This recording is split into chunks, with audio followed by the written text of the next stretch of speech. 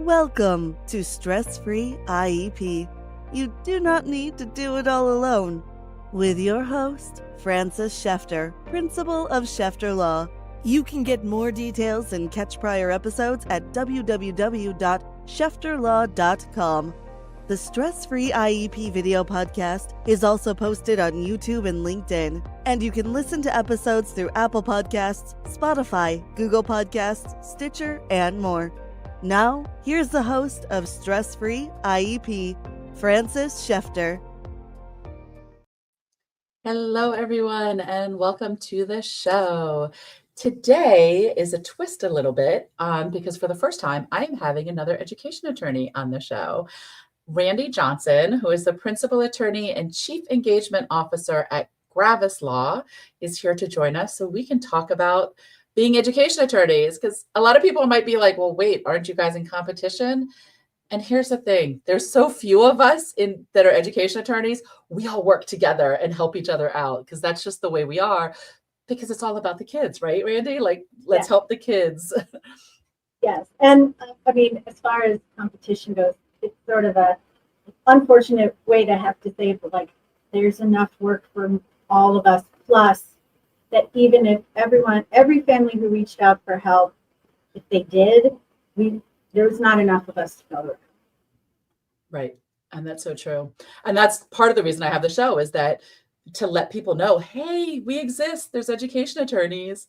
So I know one of the things I wanted to talk about is, because I know it's different in every state. So in Maryland, you have to be an attorney to go to due process hearing.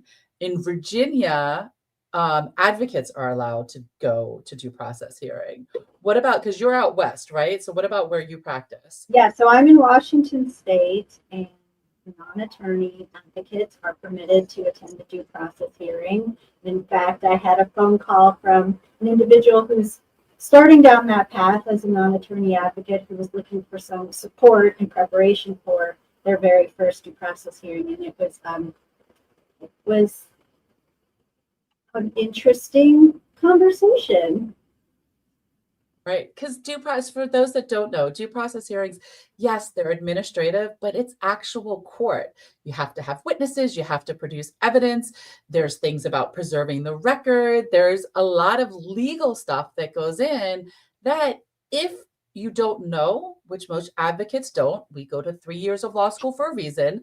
If you don't know the rules and the evidence, then even if you lose, I know there's been case law on this, if you lose and you hire an attorney to appeal it to the next level, there's a lot of times that there's nothing we as attorneys can fix. We can't do it, right? Because there's certain decisions that an advocate might make that's considered a legal strategy,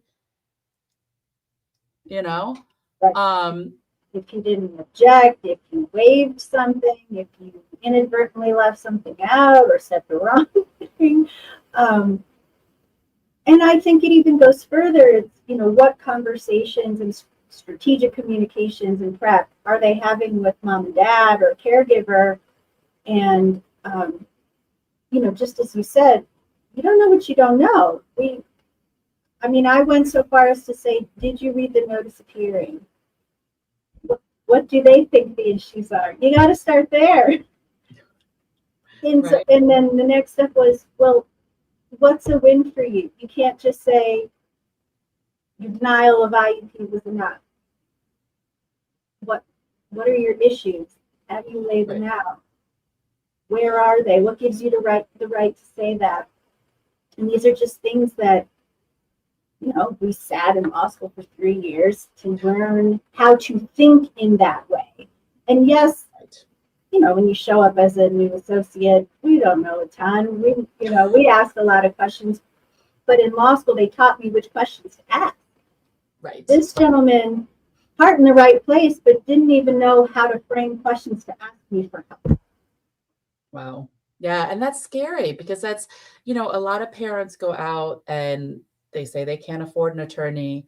And so they go with an advocate, but you get what you pay for, and that's the thing. And there's advocates that are great. I don't knock advocates at all. I love advocates. They definitely have a place, but your good advocates know it's time to bring in an attorney.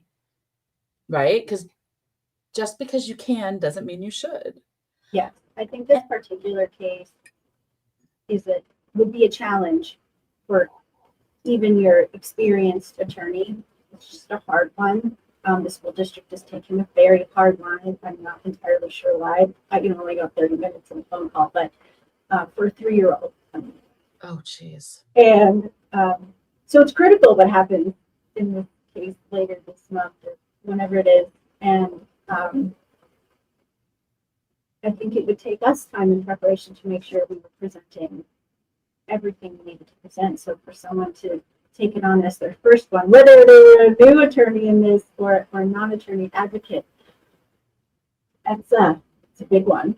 It's a big one. I mean, I'm thinking about, I just finished a 3-day hearing and, you take, I don't know about you, but a general rule of thumb is 2 hours of preparation for each hour of litigation.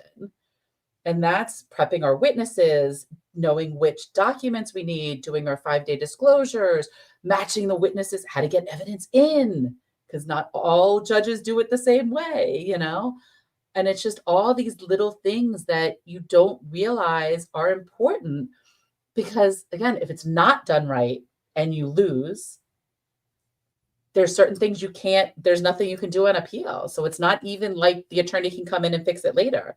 You got one shot, right? It's important work, hard work. Yep. And it can be, there are times where I'm, looking at a case file and I'm like, that's a big bite to chew. Right. Well, and it's also, a lot of people don't realize that, yes, there's the law, but it's not black and white. And that's how we're set up, right? Because case law then interprets the law, and that's where the lawyering comes in. Okay, everybody knows with IDEA that, a denial of FAPE. Okay, what is a denial of FAPE? What does that mean? If you don't know, you need to prove the procedural violation of they did not draft an IEP that was reasonably calculated to the unique child. I'm forgetting the quote to the, unique for that child, that's for them to make progress, that you need to do the procedural and then you need to do the substantive. Okay. So yeah, you're right. This IEP is awful, but what harm did it do? And if you don't know that, then again, it's elements you're not going to prove. And if you don't even put on evidence for that element, it's not something you can appeal. And where do you get how to do that and how to define things is you get it from case law, and that's like yes, we have the laws, but then the courts interpret the laws and what it means. So what is a denial of FAPE? Is a child failing enough to be a denial of FAPE? Is a child failing a test enough to be, what is a denial of FAPE? And that's why we have a court system to determine that, right? And if I remember there was one case, and I don't remember the name of it. I'll have to look it up and put it in the show notes. But there was a case I was reading about from a district court because the family lost on the administrative level and appealed. They hired an attorney, appealed it on the district level. And the ruling said, well, the advocate didn't use that. And that was a strategic decision the advocate can make. And so it's not in the record and we can't look at it. And so had that advocate known, or had there been an attorney that would have known that what needed to be in, it would have been a different outcome. But if it's not, you can't go anywhere with that, right?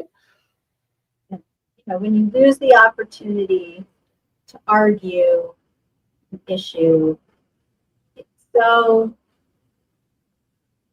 disappointing. Right. You just want to say that when you just can't.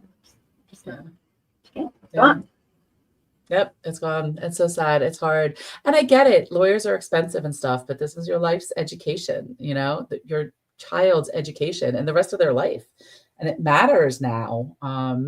What is it worth investing to make sure they're getting the right education and transitioning into adulthood, right? Because that's the other thing a lot of people don't understand about the IEPs is everybody's like, oh, it's just for kindergarten through 12th grade or certificate. It's like, but no, right? It's how to transition to adulthood. It's Because that if you, story. It's a story that follows the kiddo into adulthood, moving towards the resources they need out into the community for quality of life, to access resources, medical, financial, legal. They're going to look at that because that's all they have.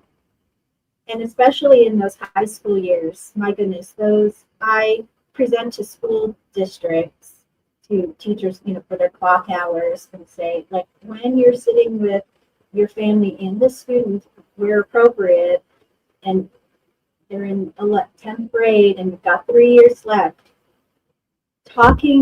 expanding the language to discuss independence and life skills and critical thinking, all of these things that adults need out in the world of work, even when we know this is not going to happen into age 22 and beyond. We need to talk about them. Yes, let's celebrate the wins. Yes, the kiddo can now sit in the classroom all day. I mean, that's exciting. But when they're not able to get through a full 6 hour, 100 different types of modalities to get them through, consider a world of work, a competitive job. That doesn't exist in a competitive job. There is no world in which you can have a person sitting next to you essentially doing the work with you for 8 hours a day. That's not a thing. And so if you leave that out of the commentary and simply say the kiddo can sit there, at some point when they call me up and parents call me up and say, hey, need help filing for adult SSI or adult disabled child benefits, and I'm like, great, did the kiddo have an IEP or 504, any accommodations, send me what you got. And all I see are these really glowing, optimistic reports. Social Security is just going to, come out. This is going to be a 3-year slog. Yep. Yeah. And it's so true, because there's that struggle, I know, and I've talked about this before with transitions, and I don't know how they do it out by you, but transition's supposed to start at 14 is when they're supposed to start talking about the transition section. And it's always general around here. And it's so frustrating because I'm like, no, this is, what do we see our child going to be doing? Is this a child that's going to be living independently, going to college, vocational school, not living independently? Okay, if it's a child that's not living independently, what do we need to do to set this child up to be okay in the world? Right. Are there agencies? Okay, so let's look at what agencies we need to link them to. And their transition planning should be us as the adults figuring out what this child needs to be able to transition, right? Because for SSI benefits or, insurance, for qualifying for anything, for almost any benefits, you have to have something before the age of 18. And whether it's an evaluation or an IEP or what it is, you have to have something before the age of 18. And it needs to show that the child, I mean, not all of the negative, but it needs to show the negative for our kids that are lower functioning. Absolutely. I need to know that if the child is presented with more than 2-step instruction, they're going to have a meltdown, or they're not going to remember steps 3 and beyond. That's important to know. That would be very helpful in a person's application for Social Security, because there are few to no jobs that only have 1 to 2-step instruction and just that all day long. It's not a thing. But if we don't spell that out and we're leaving it for someone to guess, they're always going to guess against our person. Right, because from what I know, SSI, they almost always deny the first time around, and then you have to appeal, and it sometimes takes 2 or 3 appeals to get through. Right. And in that whole time, we've got a young adult now with nothing, no access to income. Maybe that state has some state level support, but usually they come with the condition that they apply for Social Security. If and when they're denied, then they get kicked off that state program, reapply or wait a period of time. And that's a lot of headache. It's a lot of burden on the caregivers, on the family to try to figure out how they're going to make this work. And a lot of that can be avoided when we start earlier and we say, hey, teachers, therapists, people in my village, I need everyone on the same page. I need us all rowing in the same direction. I'm using as much of the same consistent language as possible. This is what we're going to do. And we're not going to hurt anybody's feelings. We have to remove the ego out of it. Yeah. And as a parent with two children with IEPs, like that is usually the first thing I say when I meet a new teacher of the school year. Like, this is not about me. Yep. My feelings aren't hurt. We need to really talk about what my kiddos' abilities and challenges are this year and set realistic goals and objectives. Yeah, it's the same thing. Both my kids are on IEPs as well. And it's also what I like to say at IEP meetings often is that a child not making progress is not something against the teacher. The teacher did not do anything wrong. The IEP is not constructed right. And we need to see how we can tweak things because the IEP is not only for the child, it's for the benefit of the child. So it's to help the teacher be able to teach the child in the way the child can learn. And I get so many IEP meetings that the school gets all offensive because we say the kid's not making progress. It's like, but he's not, right? And they just fight it all the time. And and I take that step back and like, look, there's nothing, it's not you. It's just, it's not working. Let's figure out how to make it work. Right. And that it's always about checking in. I mean, I can't say this enough to other parents. It's not just enough to get that IEP. I'm glad you do, but you also have to be very diligent to make sure it is being enforced, like it is happening, being practiced, and to rely on your kiddo. There's no way my 12-year-old is going to come home and tell me and say, hey, we started a new book. I didn't get it on the book, on the Audible, in the bookshare. Now I'm behind. Right. Like, I have to go ask. Did they get a new book? Was it downloaded on the tech for her? No? Okay. Well, that's why she's behind. Right. Exactly. No, and it happens all the time. I had that with my child also one time. It's, the teacher said, I don't understand. She just goes from 0 to 60. Well, a little bit later, I'm like, yeah, that's her disability. But a little bit later, I found out that she wasn't letting my child use her flash pass to go to her safe person. Well, that's my child trying to self-regulate. Like, there's a reason it's there. If you don't want her to hit 0 to 60, I mean, that's a whole nother argument. But, if you don't want her to just flip like that, let her self-regulate. Because that's more important than any lesson, right? Like the whole purpose of the IEP is to make things less stress. Like that's the whole point. Is to say, look, we're all on the same page. We all agree that with these modifications and accommodations, my kiddo can access what you're trying to provide in the curriculum a little easier. That doesn't mean she's going to now be on grade level.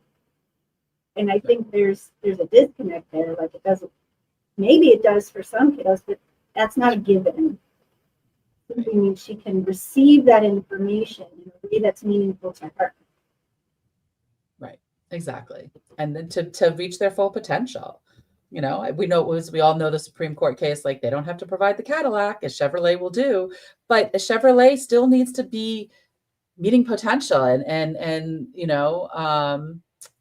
a lofty enough goal that they're actually doing something. Like learning the first 3 letters of the alphabet in a school year is not acceptable. No. And I like to couch mine, where it's appropriate, but like for my kiddo, I'm like, and this is from when she was in early elementary, now she's in middle school, and I said, like, I want her to be able to read and understand a cooking recipe, read and understand a bus schedule, read and understand how to buy clothes at a store and receive the correct change back.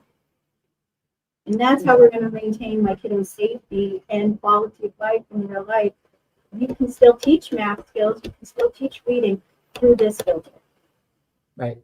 Make it relevant to their life and what they're going to be able to use. Because that's one of the things, I don't know if they do it around there, but like here in Maryland, it's the Common Core standards, and DC does it also. But they're told that all goals have to relate back to a Common Core standard. And so a lot of times they'll put these addition things, subtraction things, because that's what the Common Core standard does. But that's not what it means. It means relate back, meaning that it's meeting the standard of where that child is and what that child can do. And so, especially our kids on alternative learning outcomes, they're not going to learn multiplication or that level. But what do they need to know? How to look at an item at the store and say, okay, if a banana is 15 cents, how much is 5 bananas? So, and that's still the skill in the Common Core standard, but it's still applying it, right? And that's where also the transition goals can come in is important, because again, what do they need to know that they're going to be able to realistically do to function in society? And so I want to go back to the SSI, because I know you do SSI also. I always go back and forth and toying with whether I want to add SSI to my practice or not, because I know they're related. They're so related. There's so much overlap. It's a lot of similar language, and something that I love about the overlap in it is just that, family can come to you once and you get to know them really well, really intimately, and you sort of grow with them as the needs evolve and change, but you're working on this, you're using the same case file, basically. Evidence is very similar. And so it's just, right. There's some stress alleviation.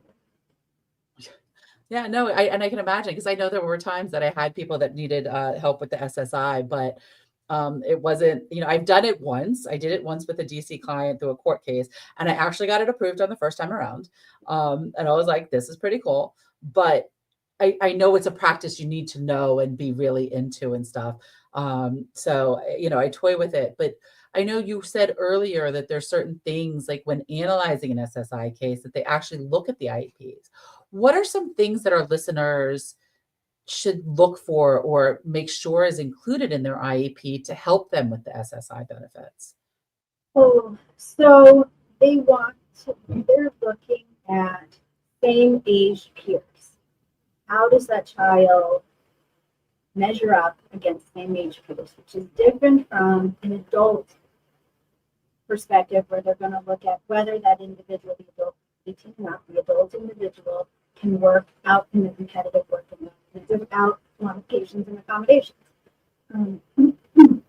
Now, that transition can be challenging, because when we're just looking at a kiddo against their same age peers, my goodness, that spectrum is right. Right. And there are some specific measurements. They'll look at standard deviation to IQ scores and these sorts of things, but there are other domains in which it's very much, I want to say it's subjective, but there's a subjective component to the observation of how the kiddo is doing in an environment.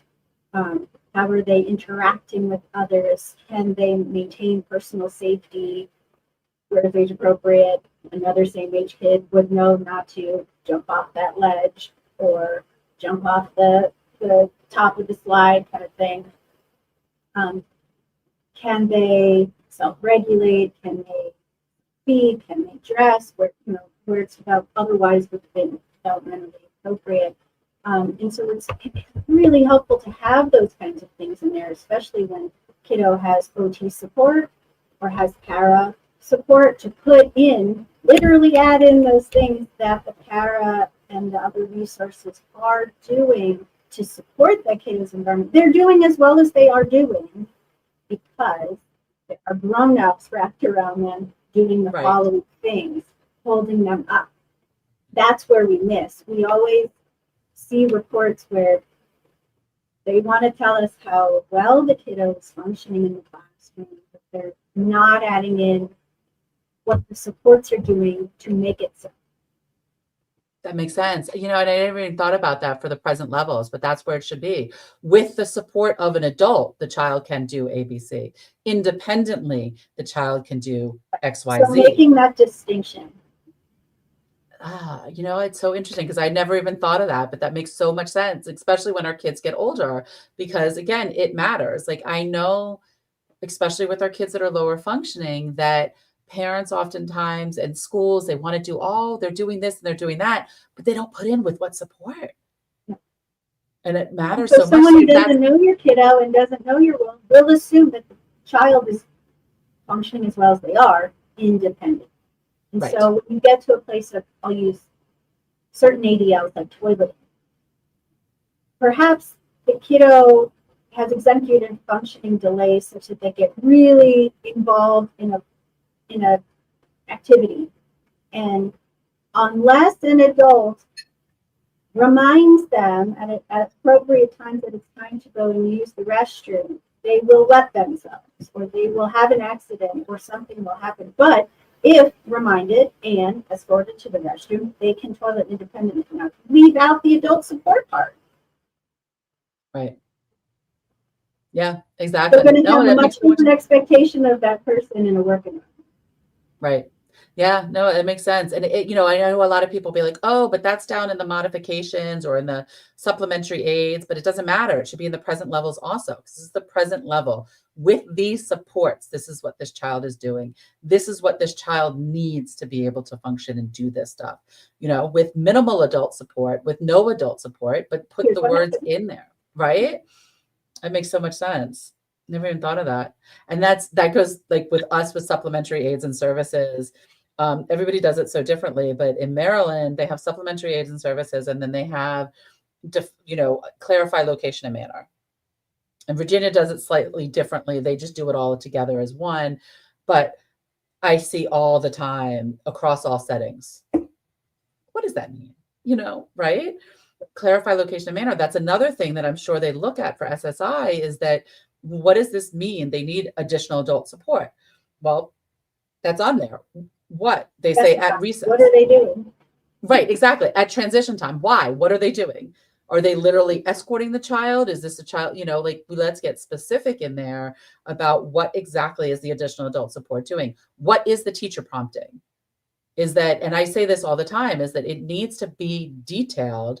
How often is the teacher prompting? What is the teacher doing? Is this in every 5 minutes? Is this in every 20 minutes? No, I'm not saying on a set schedule, but you can say approximately 4 times and in 1 hour, but put that specific so that they know, people know. I always say either the stranger test. Well, I say the stranger test, but I also say if we were all to win the lottery tomorrow and be like, peace out, we're going to Jamaica. Can the next team pick up this IEP and implement it, know exactly what you're doing in the classroom, right? And that's what I say. I say, look, teacher, I know you're doing it. You are doing all this stuff. Let's get out of what you are doing. Let's pull it out of, how do you do this? What do you do? That's what gets put in the IEP. You're already doing it. I'm not trying to make you to do something more. I'm just trying to get what you're already doing onto the paper. Yeah, it's not there. I struggle to understand why that's not there. I think maybe it's just that we're going at the speed of light. Like there's no time to slow down. We always think that we don't have enough time to fill it out. When we sit down and just have the regular IEP, the triennial eval or whatever it is, and they just want to just check it off and be done in the 30 minutes before school starts and just have it done in this box. Okay, well, your kiddo doesn't exist in a box. And sometimes these conversations require more than 30 minutes to get done. They only give you 30 minutes. They're a little bit better. They do 45 minutes or an hour usually. Sometimes they go over, but they usually book for like 30 minutes. And I'm like, there's 6 people on this call. Everyone didn't even talk yet. Right. I love the meetings like when we have scheduled for an hour, and every now and then, I know for me, what I do is for the IEP meetings, I'll go over the IEP in detail. And, I have the master's in special ed, and I used to write IEPs when I was a teacher and all that other stuff. But I go over it in detail with my client. And then at the IEP meeting, I always start with, I know it's your IEP meeting. I'm not trying to overtake it, but can we just hit the points where we have questions?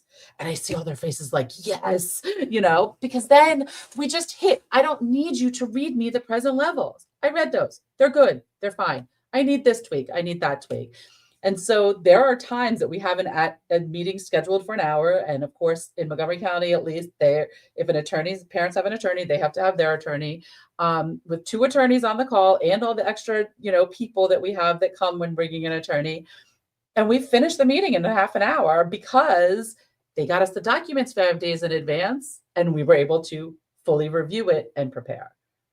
Right. And so, but it's interesting, like I'm just thinking back on the present levels.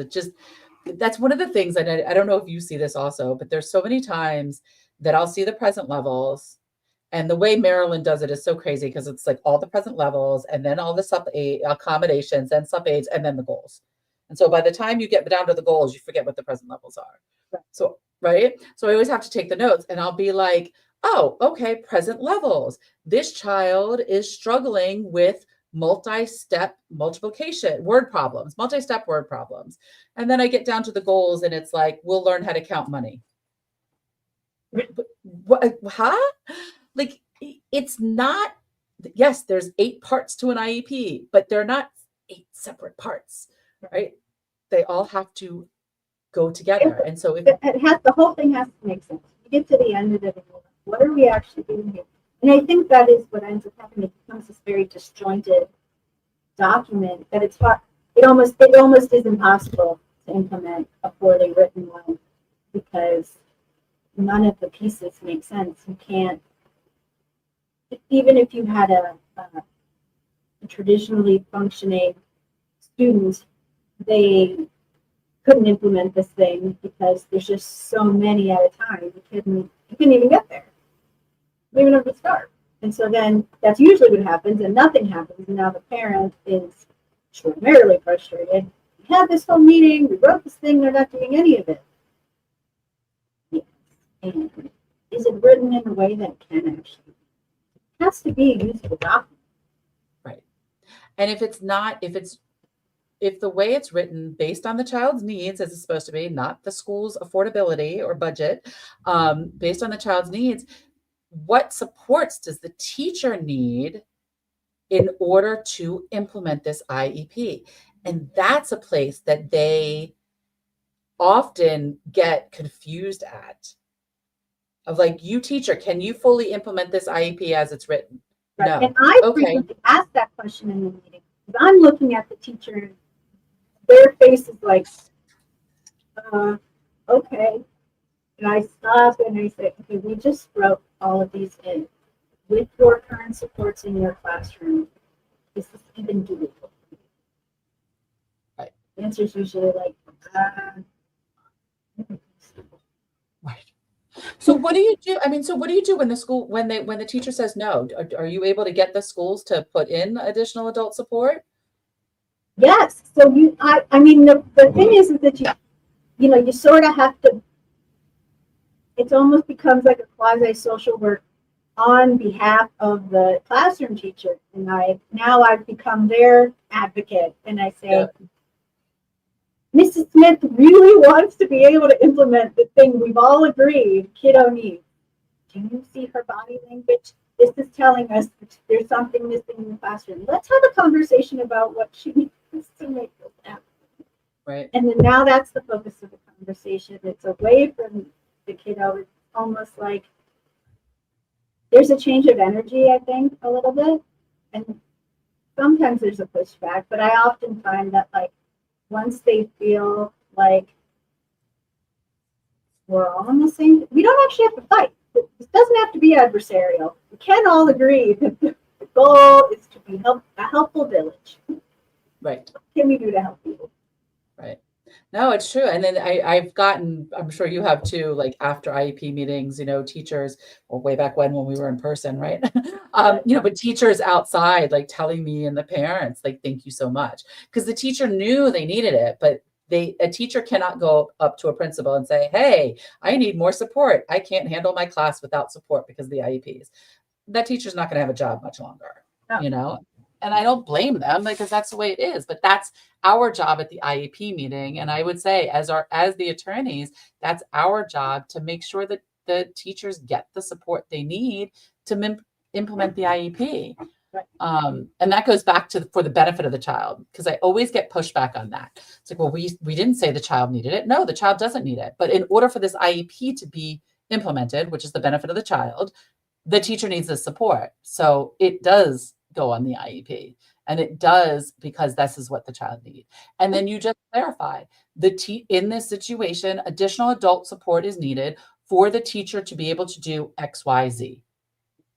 And you know what? Now it's not a one-on-one for the teacher, it's for the child. You're not stuck with that. But when that child is in another classroom, you need an aide to help the teacher do this. And guess what? That aide can be helping with all the other 10 kids, right? And frequently the aide will say, I helped like five kids who didn't, weren't on my list or whatever, because they need help too, because there's 25 kids in this class, and they all need. Right. And in the 25 kids, how many have IEPs? And yeah, probably. I would say definitely close to a third. And I don't know, I wonder, because I don't know I did to an extent scheduling. I got so much grief from certain teachers when I was doing scheduling because all of my kids with IEPs were in one elective together. And I'm like, because I was at an alternative middle and high school at the time, because we only have one section of each special education class. So I don't have an option to put them anywhere else but that elective, because there is no other elective taught at that period. And I can't, don't come back at me, go talk to the principal about how they're scheduling things, because I can only do what the principal's doing in scheduling. And that's something to look at, I guess, on the administrative side, to look at what the scheduling is. And I know that just reminded me, like, there's times I've gotten on IEPs, I'm trying to remember how I word it, not selective scheduling, but first priority scheduling. Yeah. So that, like, for our kids that need that break in the middle, our kids on the spectrum with PDA, or our ADHD kids, or, that you don't have all four core classes back to back to back in the front and then all electives, and it's right. And if you're going to pull out for services, you really do need to be mindful what that gen classroom is doing when you pull out, because it's more than just getting the work done, adhering to the curriculum, but there's a social emotional component to, like, the kid actually really likes science. Let's not pull the kid out for speech during science. They can actually interact. They are doing the work on grade level. Science is not their problem. Let's not interrupt that. Let's give them a win. Right. Yeah. No, and that's something to be considered.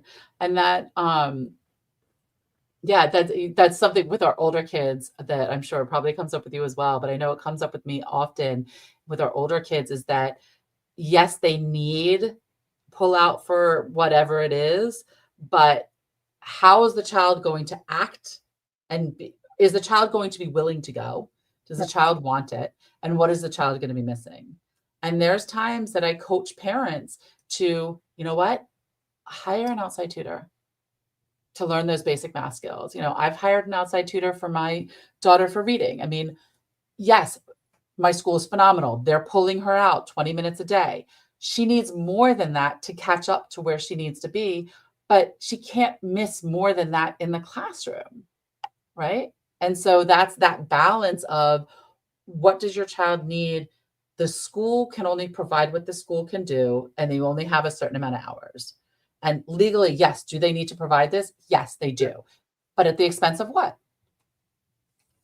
Right? Are they missing the art class? Are they missing you have to consider the whole kiddo. Like, are they missing the friend time? There is a very important social and community component to going to school. Right. And then people say, oh, well, we'll pull them from resource. Well, guess what? Resource is their downtime. So that's not right. So that doesn't make sense either. So it also deserves a break. Huh? It also deserves a break.